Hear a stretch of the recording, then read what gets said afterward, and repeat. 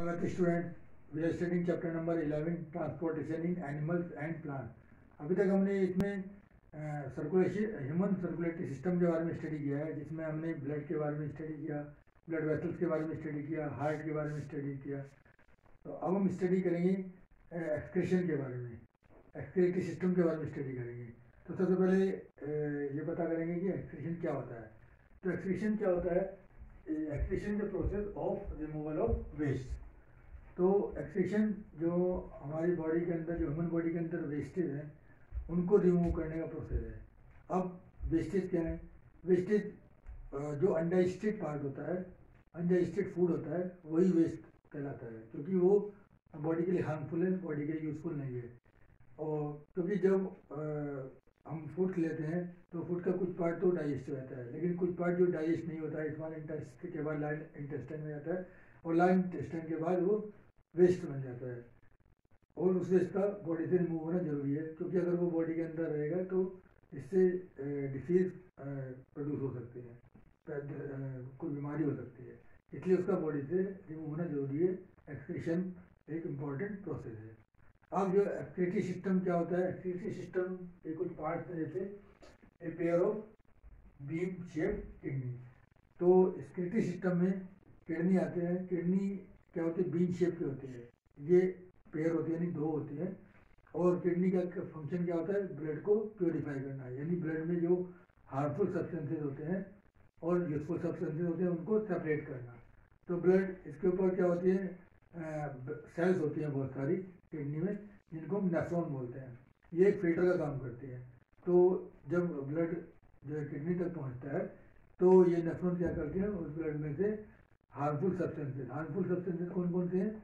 जैसे urea, water और other harmful substances, इन सबको क्या कर देती है? सेपरेट कर देती है। और जो यूजफुल पार्ट होता है, यूजफुल सब्सटेंसेज होते हैं, वो दोबारा जो है ब्लड में एब्जॉर्ब हो जाते हैं। और जो हार्मफुल सब्सटेंसेज होते हैं वो वाटर के साथ मिलकर क्या बनते हैं? यूरिन बनाते हैं। तो यूरिन जो होता है उसमें 95% तो वाटर ही होता है, और 2.5% यूरिया और 2.5% अदर हार्मफुल सब्सटेंसेज होते हैं। तो यानी जो मेन एक्सक्रीटरी प्रोडक्ट है ह्यूमन बॉडी में, वो क्या है? यूरिया है। तो यूरिन में 95% वाटर के अलावा जो 2.5% होता है यूरिया ही होता है। और जो इसका प्रोसेस होता है, उस प्रोसेस में सबसे पहले ये ब्लड किडनी में पहुंचता है। किडनी में उसका प्योरीफिकेशन होता है, हार्मफुल सब्सटेंस अलग होते हैं, यूजफुल सब्सटेंसेस सेपरेट हो जाते हैं। उसके बाद दो ट्यूब्स होती हैं जिनको बोलते हैं यूरेटर। यूरेटर के थ्रू जो है यूरिन जो है वो किस में जाता है?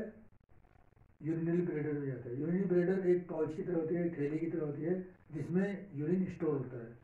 उसके बाद वो यूरिनरी ओपनिंग और यूरेथ्रा के थ्रू बॉडी से बाहर हो जाता है। इस प्रकार ह्यूमन बॉडी में एक्सक्रीटरी सिस्टम वर्क करता है, और एक्सक्रीशन बहुत ही इंपॉर्टेंट प्रोसेस है।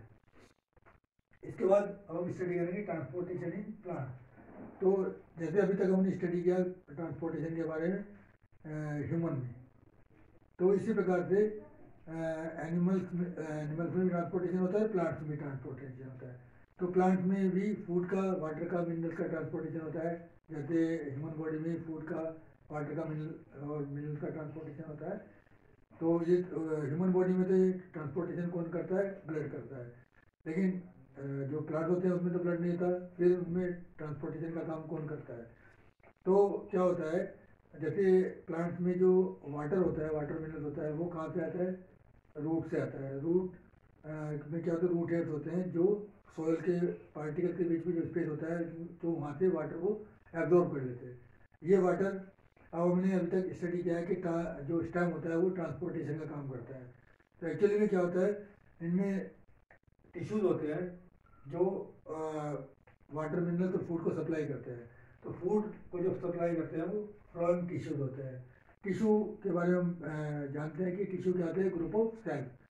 तो ग्रुप ऑफ सेल्स यानी बहुत सारे सेल्स मिलकर एक स्पेसिफिक वर्क करती है, तो उसको मिला के एक टिश्यू बनता है। तो जो जाइलम टिश्यू होता है वो तो वाटर और मिनरल्स को ट्रांसपोर्ट करता है प्लांट के डिफरेंट पार्ट में, और जो फ्लोएम टिश्यू होता है वो फूड को ट्रांसपोर्ट करता है प्लांट के डिफरेंट पार्ट्स में। तो इस प्रकार से फूड, वाटर और मिनरल प्लांट के डिफरेंट पार्ट्स में पहुंच जाता है। अब फूड तो हम आपको मालूम नहीं है कि कहाँ पे बनता है, फूड मैन्युफैक्चरिंग कहाँ पे होता है, लीफ में होता है। तो लीफ जो है फूड बनाती है और ये फूड फ्लोएम टिश्यू के द्वारा प्लांट के डिफरेंट पार्ट्स में पहुंच जाता है। अभी बहुत ही इंपॉर्टेंट प्रोसेस है ट्रांसपिरेशन। ट्रांसपिरेशन क्या होता है? ट्रांसपिरेशन जो एक्सेस वाटर लॉस होता है प्लांट के अंदर, जो एक्सेस वाटर, एक्सेस का मतलब जो अधिक वाटर होता है, जितनी रिक्वायरमेंट है उससे ज़्यादा वाटर होता है, तो उसका जो loss through leaves of the plant, उसको हम बोलते हैं ट्रांसपिरेशन। जैसे इवोपेशन होता है उसी तरह ट्रांसपिरेशन होता है। ट्रांसपिरेशन लीव्स के थ्रू होता है, क्योंकि लीव्स पर टीनी पोर्स होते हैं, छोटे छोटे पोर्स होते हैं जिनको हम स्टोमेटा कहते हैं, तो उन्हीं के थ्रू ट्रांसपिरेशन का प्रोसेस होता है। इसमें क्या होता है, एक सक्शन पुल बन जाता है, सक्शन पुल बन जाता है जिसके through water from root to top of the plant के टॉप ऑफ द ट्री पहुंच जाता है, यानी नीचे से ऊपर तक पहुंच जाता है। ये सक्शन पुल की वजह से ही पहुंचता है। सक्शन पुल ठीक उसी तरह से वर्क करता है जैसे हम कोई चीज़ जैसे बॉटल में कोल्ड ड्रिंक होता है और कोल्ड ड्रिंक को स्ट्रा के द्वारा हम सक करते हैं, तो एक पुल बन जाता है, पुल बन जाता है जिसके द्वारा स्ट्रा के थ्रू जो कोल्ड ड्रिंक होता है वो बॉटल से हमारे मुंह के अंदर चला जाता है। तो ट्रांसपिरेशन भी एक बहुत ही इम्पोर्टेंट प्रोसेस है जो प्लांट में लीव के थ्रू होता है। इसी के थ्रू जो है वाटर नीचे से ऊपर पहुंच जाता है। तो इस प्रकार से आज हमने ट्रांसपोर्टेशन इन प्लांट के बारे में स्टडी किया, ट्रांसपिरेशन के बारे में स्टडी किया और एक्सक्रीटरी, ह्यूमन एक्सक्रीटरी सिस्टम और एक्सक्रीशन के बारे में स्टडी किया। इन सब टॉपिक्स को आप स्टडी कीजिए, केयरफुली स्टडी कीजिए, और कुछ आपको कोई प्रॉब्लम है तो you can ask. Thank you, have a nice day.